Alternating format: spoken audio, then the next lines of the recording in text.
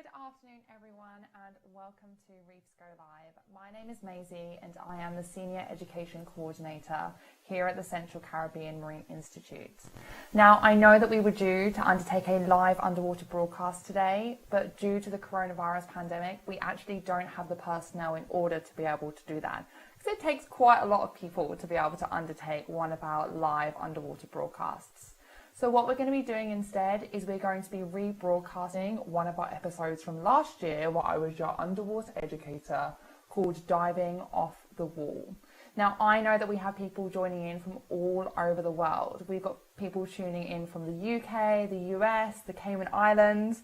We have Italy, India, Ukraine, Colombia, and Germany. So thank you so much for tuning in. And I just want to take the opportunity now to say a big shout out to some of our special viewers. So we have the E.T. Booth Middle School, and we have Oscar from Anglesey. So a big thank you to all of you guys for tuning in. Now, during this broadcast that we're going to be showing, I'm going to be available on the live chat to try and answer as many questions as possible. But I know that we're probably not going to be able to get through all of them. So what we're going to do is we're going to have a live question and answer session after this broadcast, just to make sure that you guys can have all of your questions answered. So please watch the whole broadcast that's about to be shown, then watch the credits just after the broadcast finished, and then I'll be back here at the Little Cayman Research Centre in order for you to be able to ask me your questions. So thank you so much for joining us, guys. I will see you after the broadcast.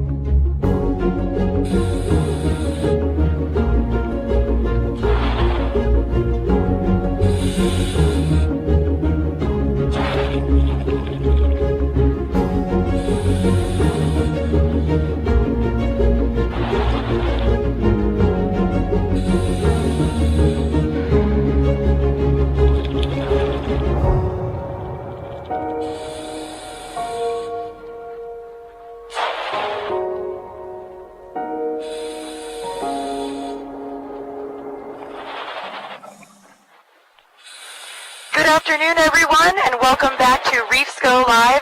My name is Katie, and I'm going to be your host as you dive buddies join our team today for Diving Off the Wall right here in Little Cayman. Now, for those of you students who have not joined us for a Reefs Go Live yet, let me tell you a little about how this is going to work. You students have an in-class activity sheet that we would love for you to interact with our dive team in order to complete. We've started you with an outline of our famous wall with a few organisms already on it for you. If you see those organisms throughout the dive, let me know. I will ask our underwater educator, Maisie, if she can find one for us, tell us what depth it's at, and what the name of that organism is.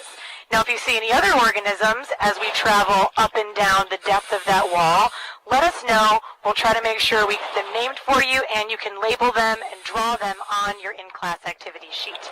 Now, we're going to learn about a couple of large objectives today, mainly about how these Cayman Islands were formed using plate tectonics and some coastal geology.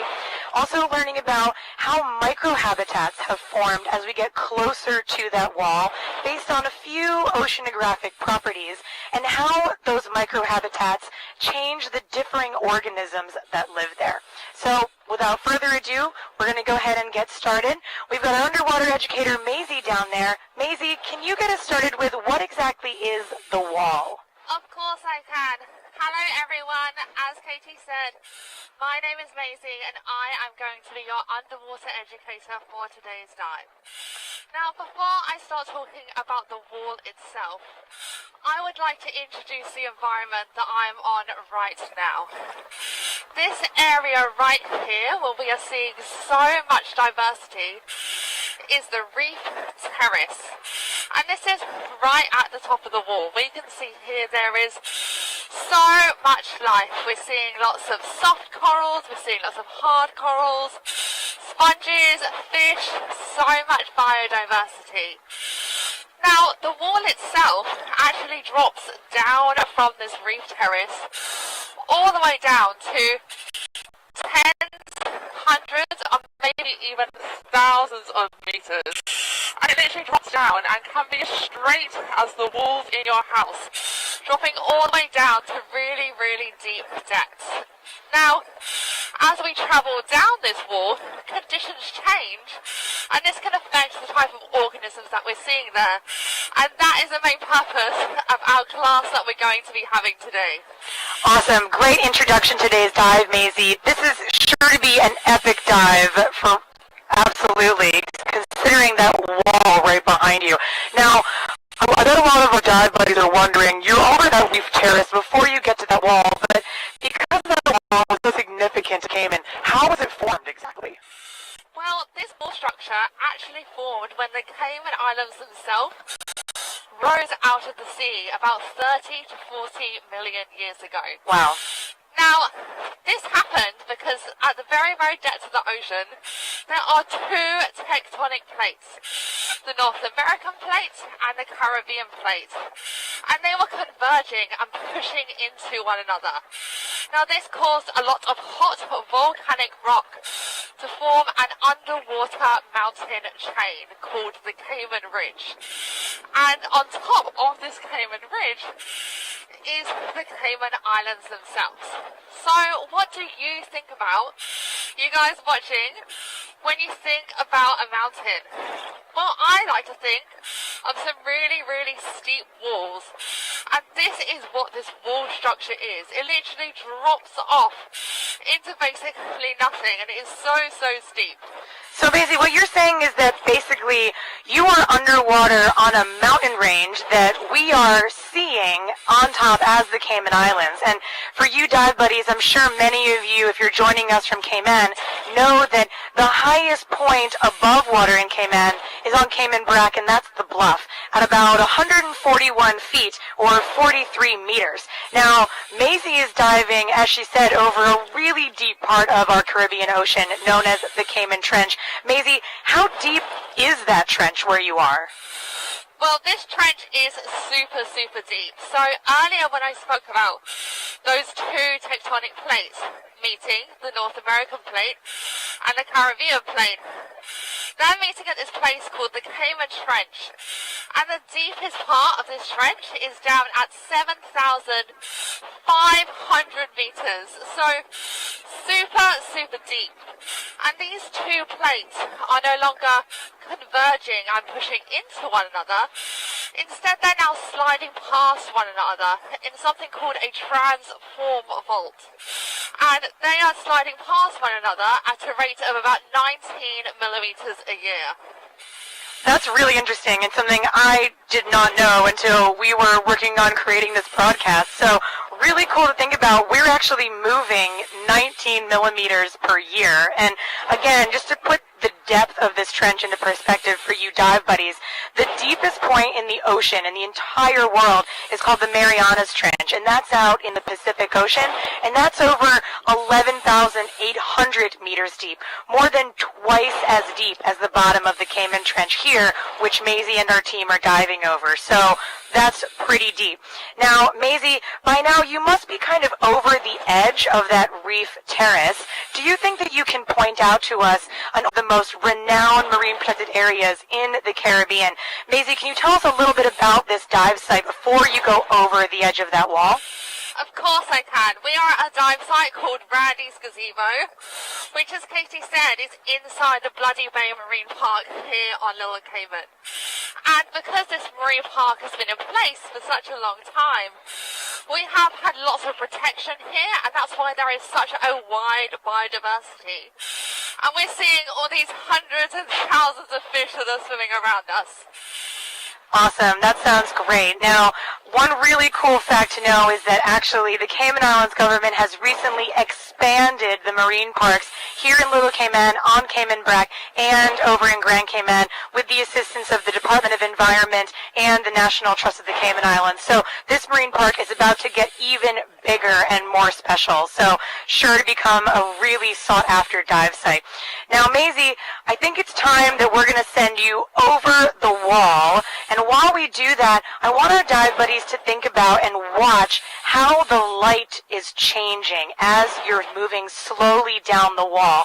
And in fact, that is the first physical property that we wanted to discuss today, and the creation of these micro habitats. Yeah, thanks for asking. So, for these physical properties, light is one of the most important ones. So most of the light that we have here on this wonderful planet that we call home is from the sun. Now, most of the light that's inside of the ocean is from the sun as well. And as we descend down through the ocean, the sunlight that comes down actually gets absorbed by the ocean itself. And so as you descend down, it gets darker and darker and darker. And this is because, as I said, the water is absorbing it. So this gives us two key zones in the ocean. It gives us the photic zone at the top of the ocean, where there is sunlight, and then below this, in the very depths of the ocean, you have this zone called the aphotic zone, where there is no light inside of there at all. And you can kind of see that we are obviously diving inside the photic zone. We are not going all the way down to the depths of the ocean. But even as I'm slowly descending down, you can see that I'm getting a little bit darker and a little bit bluer as I'm descending. We can already see that, Maisie. We can tell that in the beginning of the dive you were very bright and we saw a lot of vibrant colors. And even now, while you're just next to that reef terrace, we're losing a little bit of that color, and that's exactly what you were talking about with light attenuation. Now, for you dive buddies at home, Maisie was talking about the photic zone versus the aphotic zone. Photic, the root word meaning light. So that light is very important for organisms that require it for, again, photosynthesis, as Maisie said. Now, Maisie, do you have any organisms right next to you which maybe you could talk about using this process of photosynthesis and why they need to be in that photic zone? Yeah, of course I do. So I have this massive hermatific coral right here. So if our cameraman Sam can get a nice zoom up of that. So let's just recap what a hermatific coral is. Great. So a hermatific, or a stony coral, is a singular animal called a coral polyp. Now, inside each one of these little kind of lumps that you're seeing on top of the coral, this houses a singular coral polyp, which I like to describe as an upside-down jellyfish.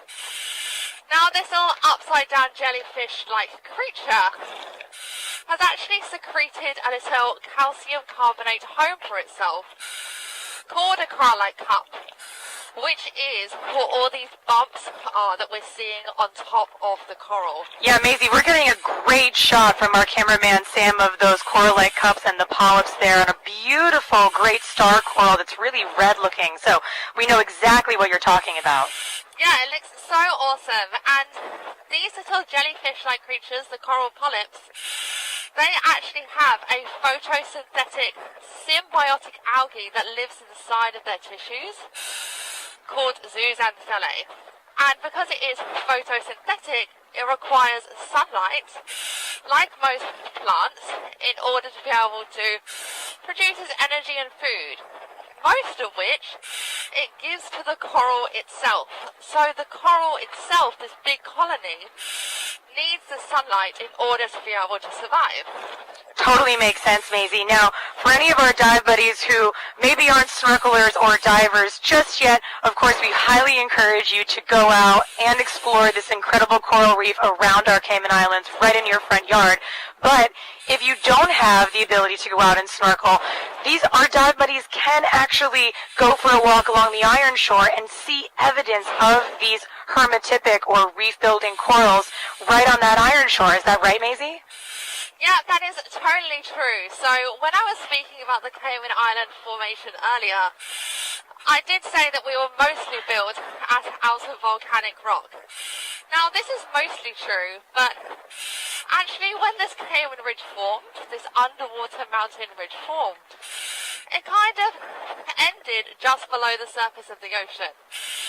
So what happened is that it was in a very, very similar environment to the top of the reef terrace right here now. Now, as we can see, this environment is very, very good for growing corals. So these massive coral reefs formed, and then over time, the sea level has actually fallen. That's due to things like the polar ice caps forming in the northern and the southern hemisphere. And because of this, the sea level has fallen, these coral reefs have actually been exposed. Now, unfortunately, this has caused them to die, but it has meant that the Cayman Islands themselves actually formed. And we can see evidence of this as we travel around the Cayman Islands, especially when we go to places like the Iron Shore Formation, where we can see these old fossilized coral reefs. That's awesome. It's really cool to think that our dive buddies can actually take a step back in time and interact and see evidence of that sea level rise and fall, as you mentioned, Maisie. Now, before we move on to our next oceanographic property, After Light, I think you have a really excellent demonstration to show our dive buddies how artificial light can actually bring color back into the spectrum. Is that correct? Yep, I totally do. So excellent. You guys may have noticed, as I said earlier, that I'm becoming a little bit bluer and darker as we travel down. And this is because this light is being absorbed by the ocean. Now, what I have right here is I have a colour chart, and I also have a torch, which is an artificial source of light. So I'm going to come a little bit closer to Sam's camera right now, and you're going to be able to see that on this colour wheel, we're not really seeing bright reds and purples like we would normally see. That's because it's typically these wavelengths of light, especially the red wavelengths of light, that are being absorbed first as we travel down into the ocean. Now, if I turn on this torch, we can actually see that these reds and these purples become really, really clear. And we can see that they're actually a lot brighter than they appear on your screen when I turn it off. And the red kind of goes a little bit more brown in colour. Maisie, sorry, I didn't hear what you just said, but I think it has to do with the fact that you were showing us the introduction of the color on that color wheel as you get closer to the camera and farther away. Is that right? Yeah, that's right. I just switched on the light, pointed it at the colour wheel, and then it was a lot brighter because the artificial light was on top of it. Perfect. Okay, that's a great visual representation. Thanks for getting that really close to the camera so our dive buddies at home can really see and engage and understand what you're talking about. Now, I'm not going to advise the students to keep an eye on that color wheel as you get deeper, but as you slowly move down the wall, I'm sure they're going to notice that, as you said earlier, you're going to get a little more blue. Now again, this is because of that light attenuation, but also probably has a little bit to do with the next physical property that we wanted to talk about, which is temperature. How cold are you feeling down there, Maisie? I'm feeling relatively cold. But yes, this is a great second physical property for us to talk about. So, the sun, which is causing the light in the ocean, is also basically heating up the ocean itself as well. Because, obviously, light heats water. So as we descend down through the ocean, it's not just the sunlight which is decreasing, it is the temperature as well. But sometimes the ocean doesn't like to follow the same rules that we have for light. So sometimes in the top half of the ocean, all the water mixes and it all becomes uniform. Let's say in the top 10 meters of the ocean. Now, as we descend through this area, it all stays the same temperature, it's all really nice. but the water below it is actually super cold. So if you guys at home are divers or free divers, you may notice that sometimes as you descend down, you get really, really cold really, really quickly. And that's because we have this rapid decrease or change in temperature in certain areas, and this is called a thermocline. Yeah, and we can't really see your thermocline down there, Maisie, but as you said, I'm sure you can feel it. And, you know, we have our first question from one of our students over in Grand Cayman. Josh at the Lighthouse School wants to know, what do corals eat exactly? Well, that is a great question, Josh. And what they eat is actually, it is mainly they're getting all of their energy from that photosynthetic algae that is inside their tissues called zooxanthellae. But at night time, they extend their polyps and they are just moving through the water column and they're trying to find inorganic nutrients that they can eat. Great answer, Maisie. And something that we've reviewed is some of our previous Reefs Go Lives as well. So Josh and the rest of the Lighthouse School, we'd love for you guys to see some of the other Reefs Go Live that we've talked about in the past, maybe a review of coral reefs where we really get deep in what is a coral, what they eat, how old they can get, all kinds of fun facts like that. So great question, and guys, keep them coming. We're here to answer your questions, so make sure you're giving us plenty to work with, okay? Now, Maisie, you were talking about that thermocline earlier. There are certain organisms which really can only survive in a limited threshold of temperature as well, including those corals that Josh was asking about. And they can only survive between about 23 and 29 degrees centigrade. What happens if temperature is outside of that range? So if temperature is outside of that range, it can actually cause this thing called coral bleaching, where the coral gets rid of its photosynthetic zooxanthellae, which give it its colour, but as we also mentioned earlier, they give the coral most of its food. So, and this happens with soft corals, even like this one that I have right here in front of me, which is at 14.8 meters. Great, thanks for noting that. 14.8 meters, this bent sea rod, I believe that is, or a soft coral. Yep, that's totally true. And we also have a Nassau grouper that is just swimming us down past us here, which is super cool. Oh, sweet. So keep an eye out for that, dive buddies. A Nassau grouper coming down there. I guess we can see it, so great work by you guys and our cameraman, Sam. Yeah, definitely. I think that Nassau's probably down at 16 meters, so we're not going to go and swim down there. But kind of going back to coral bleaching, essentially it's causing the coral to lose its symbiotic algae. And then because it doesn't have its main source of food that comes from the algae, it can actually cause it to die. Okay, now Maisie, we do have a question coming in from Cayman Brack. One of the students wants to know, they didn't really see the Nassau grouper. It was below you and it was pretty camouflaged. Why might that be? So the reason that it looks so camouflaged is because it's actually trying to blend in with the surroundings. So if you look at a Nassau grouper, it is dark on the surface and it is white on the underside. Now, if you are a prey that the Nassau grouper is trying to hunt, if you are looking at it from above, like I was or we were just now, then you're not going to be able to see it very well. However, if the Nassau is swimming above you and it is showing its white underside, then you're also not going to be able to see it very well either. And this is a thing called counter shading. And this is so that the Nassau grouper can kind of hide from the prey that it is trying to hunt. So it is a super cool adaptation. That is awesome. I'm so glad we got to see an apex predator with counter shading. That's something that you dive buddies of ours should keep an eye out for.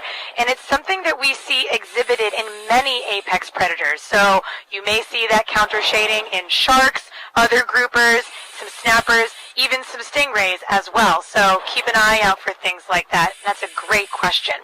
Now, Maisie, we've talked a little bit about the light attenuation as a physical property, kind of building these microhabitats, as well as temperature. So as I'm sure all of our dive buddies can tell, it's pretty wavy up here, which is another physical property which really forms these microhabitats. Can you please tell our dive buddies a little bit about that?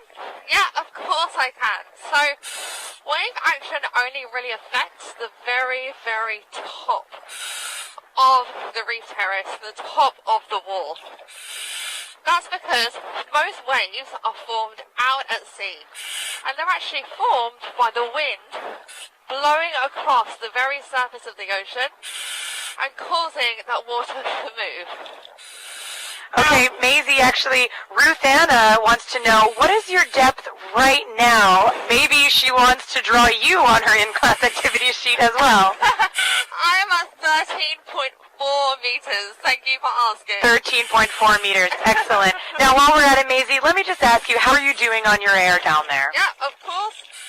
I am on 120 bar. Thank you for asking. Great. Now, we do about 15-20 minutes left of our dive, so plenty of time to highlight some more of these awesome organisms down there. I believe you were talking a little bit about that wave action, so why don't you go ahead and continue what you were saying there as far as a physical property. Yeah, of course I can. So I was just talking about how waves are formed out of sea by the wind blowing across the surface of the ocean.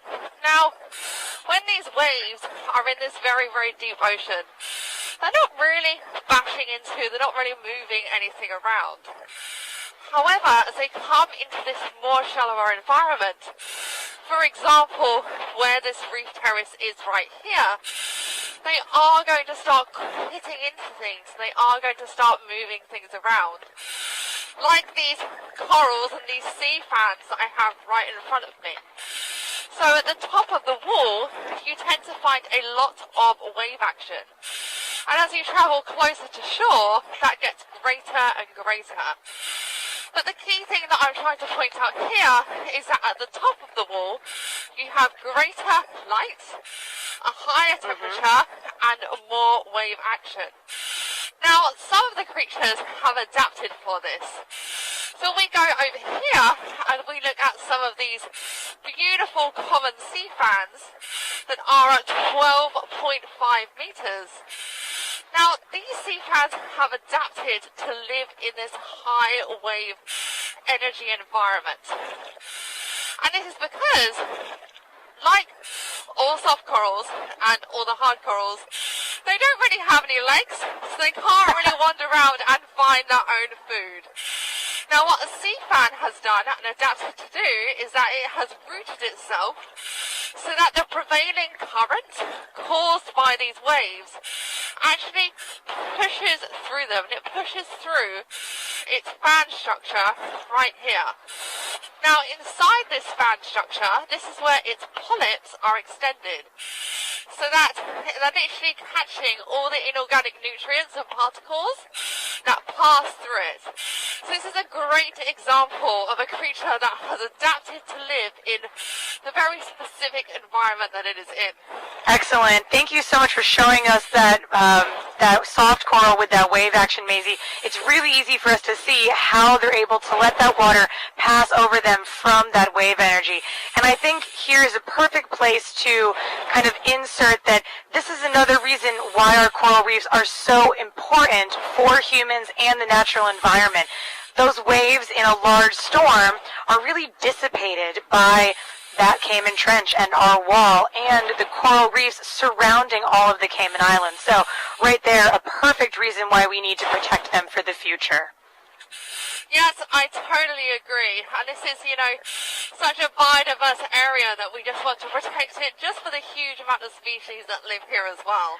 Now, Maisie, we've actually got some questions from York, England for you. So some of your native people.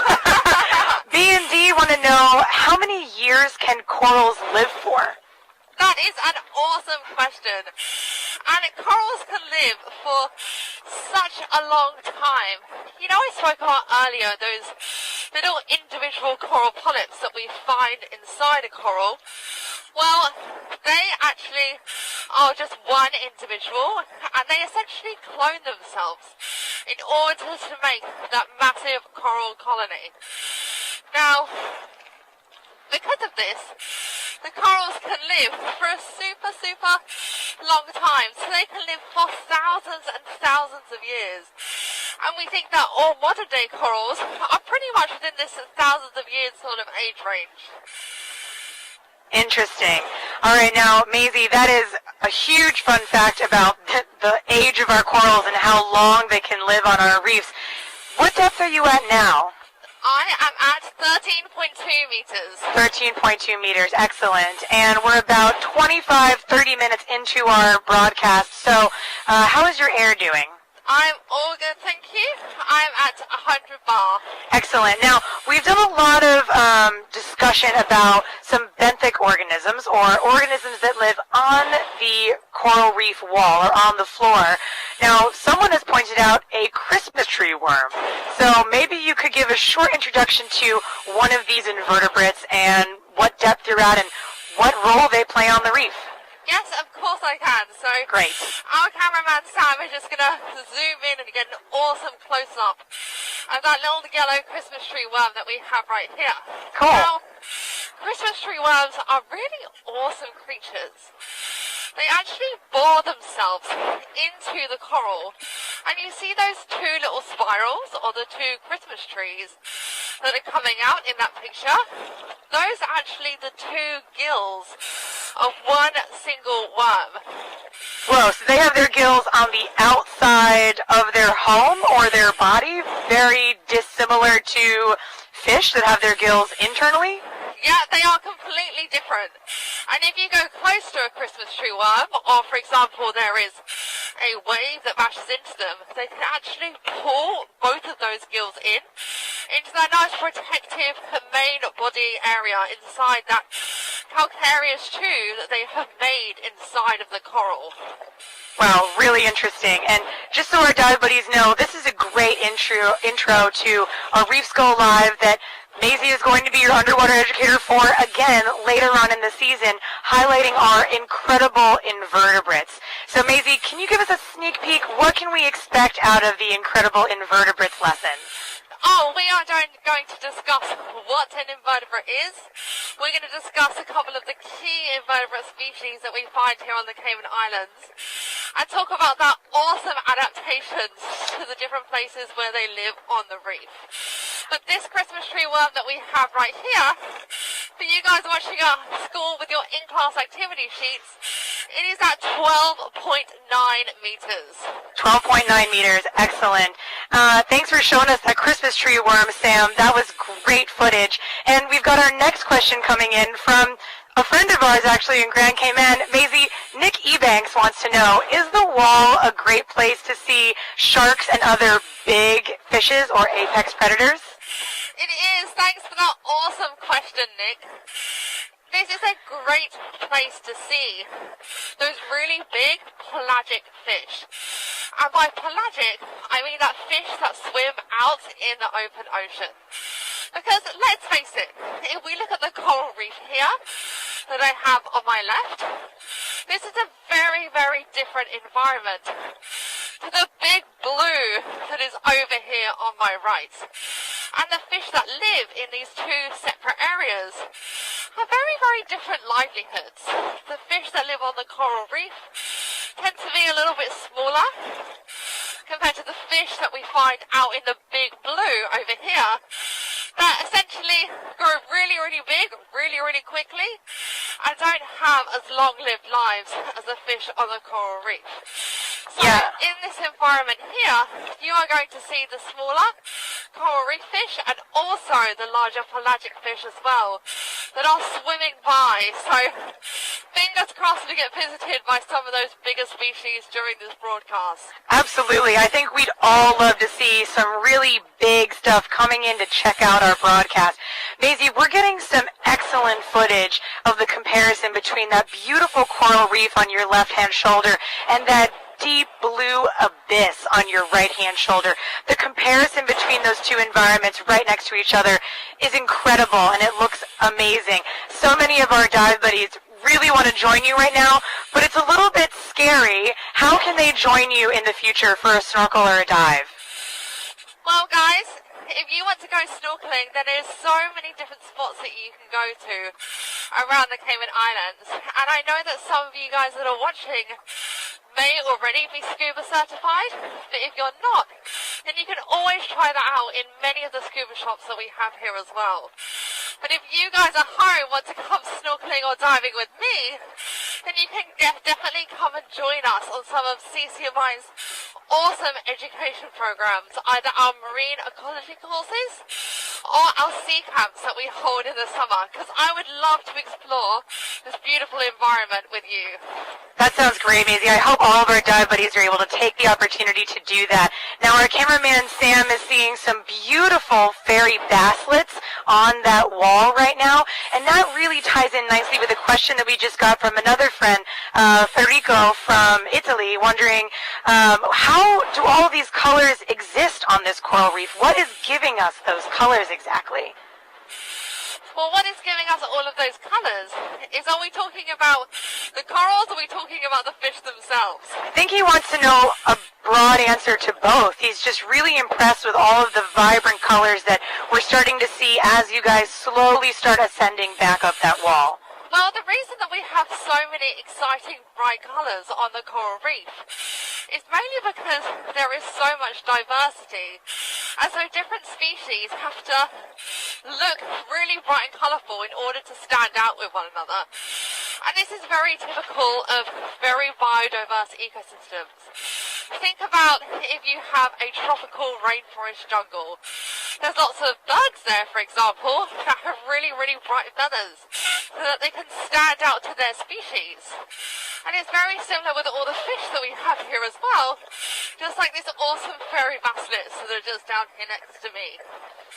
Yeah, they're really beautiful and popping off of that reef, which is great to see. It also shows a little bit more about that biodiversity that you were talking about earlier, and how everything just seems to be so much healthier down there than some other reefs that we've seen locally and around the world. Lots of fishes, lots of corals.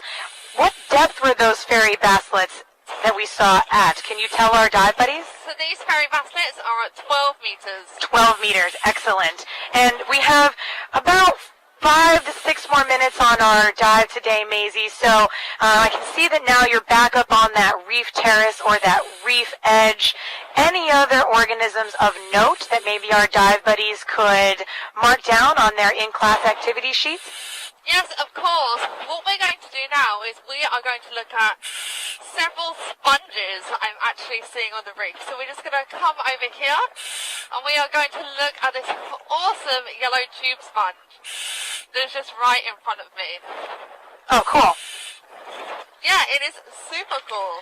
So yellow tube sponges are really important for the reef because earlier we mentioned some sponges as well, and the role they're playing on this reef as sort of the cleaners of the ocean or the vacuum cleaners of the sea. Again, eating a lot of that detritus and a lot of those really small particles and molecules and even nutrients that is dirtying up the oceans, and they're cleaning it out for us. So seeing those yellow tube sponges is really excellent for the health of the reef.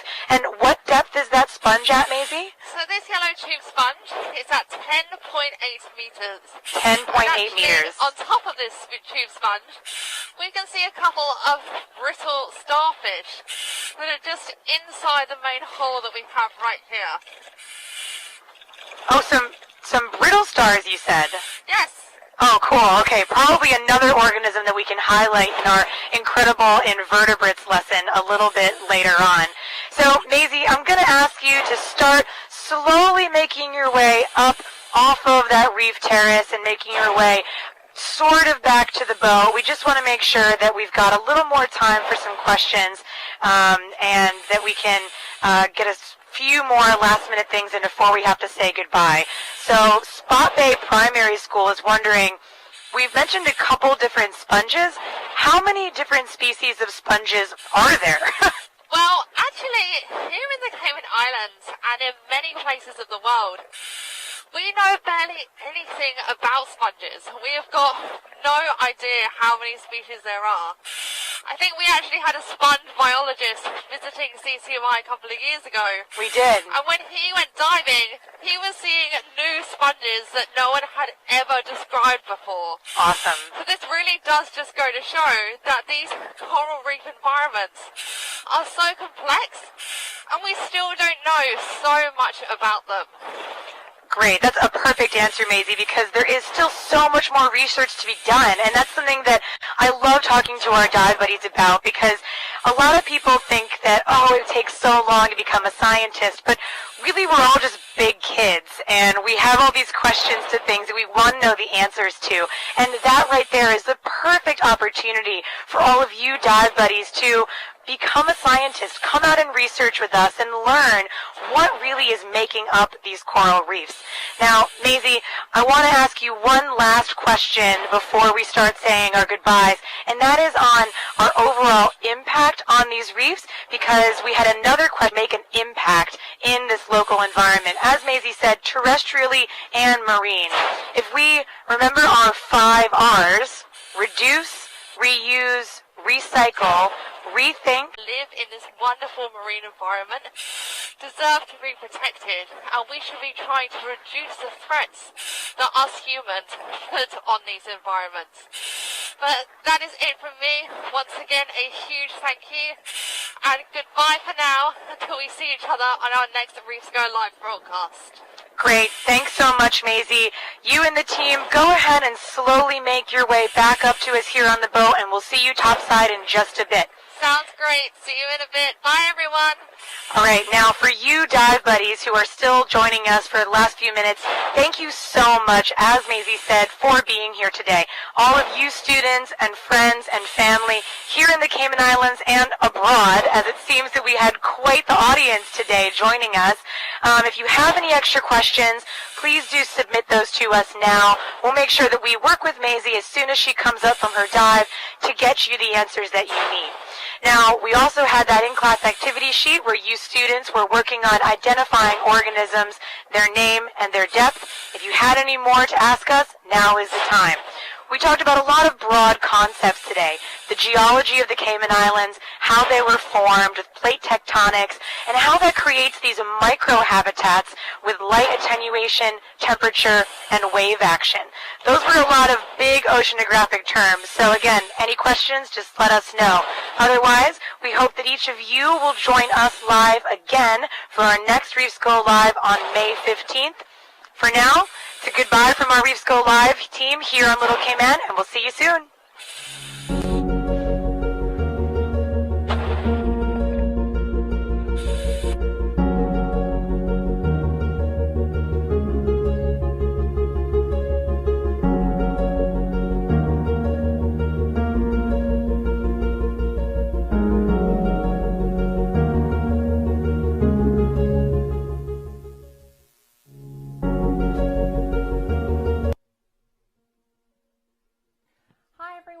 Thank you so much for joining us for our rebroadcast of Diving Off the Wall. We had so much activity in our chat box, and we're so happy to see that so many people were tuning in and watching the show. Now, we actually didn't get a chance to answer all of your questions, so I'm going to go through some really great ones that were asked by some of the students. So the first question that we have is actually from Gia, who is asking, do you feel pressure when you go deeper into the water? Well, yes, you do feel more pressure as you go deeper into the water. And that's because the more you descend down, the more water that is actually pushing down on top of you. So for every 10 meters that you travel down in the ocean, there's actually, 40 more pounds of pressure to every square inch of your surface. So the more you descend down, the more that water is pushing on top of you. And that's why when you go free diving or when you go scuba diving, you actually have to squeeze your nose and equalize your ears, because that pressure is actually pressing down on your eardrums. So that was a really, really great question, Gia. Okay, one of the next questions we had that was really awesome was actually from Natasha, who was asking how big can corals get? Now, corals grow really, really, really slowly. Most corals actually grow slower than it takes for a strand of your hair to grow. So they are growing, basically nothing per year. Now, that's not to say that they don't get really, really big. They just have to take quite a long time to be able to get there. So some of the larger corals that we're seeing on the reef that, are about 2 to 3 meters or even bigger than that, they're actually hundreds of years old. So this is one of the reasons why we really need to protect our coral reefs, because they've taken such a long time to get to that big size that we really don't want to cause any damage to them, because as I said, it took them hundreds of years to get that big. So really, really great question that we had from you there, Natasha. Okay, so one of the next questions I'm going to ask, we actually had a question that came in from Chris, who was asking about, are sharks common down there underwater? And I know that Marcus was asking what types of sharks that we have down here. Now, because a lot of the waters around the Cayman Islands are actually part of, marine parks and they are protected, it means that we're very lucky and we have lots of apex predators. Now, these apex predators are things like, for example, the Caribbean reef shark. They're on the top of the food chain, and you need to have a really healthy ecosystem to have a large number of them.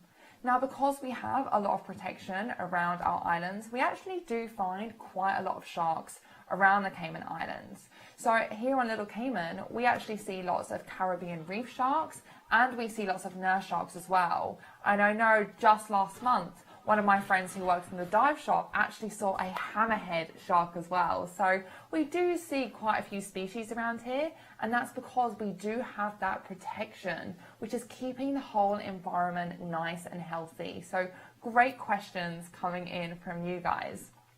So I actually have another question that has come in from Natasha, who is asking what types of animals actually live on the corals. Now, in the broadcast that we just watched, we did talk about how corals are lots and lots of tiny creatures called coral polyps. And they're kind of like upside down jellyfish, and they're what are actively feeding on things in the water, such as zooplankton. But those are the creatures that make up the coral. But there are different creatures that can live and bore onto the surface of the coral. Now, we saw one of those in the broadcast, and that was a Christmas tree worm. So the Christmas tree worm actually bores a hole into the coral, and those two little feathery bits that you see sticking up that looks like those two mini Christmas trees, those are actually the gills of the worm. So that is super cool. And we also find some sponges that bore into the surface of the coral as well, and they can live on it. So that is a really awesome question, Natasha. So we actually have a question that is coming in now, and is, if coral is an animal, why don't they move? Now, that is a really great question, and we actually spoke about this quite a lot in the broadcast that we did a couple of weeks ago called Incredible Invertebrates. So not all creatures actually have the ability to, for example, walk or to swim around the reef. A coral, just like things like a sponge, just like some algae, for example, and anemones, are actually sessile creatures. And this means that they actually stay and grow in one spot, and they don't have the ability to be able to move. So we really need to make sure that we are protecting the environment for these guys, because if there are environmental threats, so for example, the temperature of the ocean warms, they're not actually going to be able to swim and move away from those threats. And this actually ties in really well into a question that we had from, the username here is Electroskull. It is, has there been any major changes to the sea lately? Now, there has actually been quite a lot of major changes. And as I said, we did speak about some of those in our previous broadcast called Incredible Invertebrates. So do take a little look at that broadcast if my explanation now isn't good enough for you guys. But there has been lots of different changes. The ocean has been getting warmer, the ocean has been getting more acidic, and we have been getting a lot more storms. There's been a lot more wave action that has been going on. So yes, the oceans have been changing on a global scale, and this is happening terrestrially as well. So it's not just happening underwater, but there are lots of environmental changes that are happening as a result of global warming and accelerated climate change.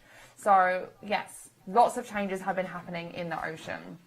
Okay, I think I have another question that has come in from Gia, who is asking, did the colours of the corals die out, and are the colours lost over time? Now that is a really great question that is coming through. And no, corals actually keep their colour for as long as they are alive for. They don't fade out over time. It's not like with our hair that goes grey as we get older. No, the corals maintain their colour the whole time because the colour inside of the coral is actually caused by the algae that lives inside of its tissues called the zooxanthellae. And this algae is needed because the algae provides the corals with most of its food because it undertakes photosynthesis and it produces sugars, which are the coral's food source. So they maintain their colour the whole time, but sometimes due to some of the stressful environmental conditions I was just speaking about, corals can actually lose their colour, and this is called coral bleaching. And this typically happens when the water gets too warm and zooxanthellae, the algae that are living inside of its tissues, are actually lost from the coral, which means that the corals lose most of their food source as well. And unfortunately, sometimes corals can die from this. So the only time you'll see a white coral is if it has undergone coral bleaching due to stressful environmental conditions, or for example, it's already dead and you're just seeing the skeleton on its surface. So I have another question that has come in here, and this is from V Chrome. So if a coral breaks in half, will it grow back? Now that is a really interesting question because this is actually one of the ways that corals reproduce. So if we think about a branching coral that's got lots of branches like this and half of it breaks off, then this section of coral is going to be floating about on the reef and it's still alive, as is the section which is nice and maintained over here. So yes, if a coral breaks in half, it is going to stay alive. And then over time, these two individual colonies will find nice secure areas on the reef, and they will hopefully grow back and form their own individual corals. So very, very, very cool. And that's because they're made up of these tiny organisms called polyps. So it's not like, for example, us losing a limb. It is like breaking in half and they are still growing, and they're still their own individual creatures. So I think those are most of the questions that we have had on our chat. I just want to say a massive thank you to everyone that is tuning in. Oh, no, we have one more question. Sorry. Thank you very much, Gia. I have one more question from you. And this is, what happens if the corals die off? This is a really excellent question, Gia.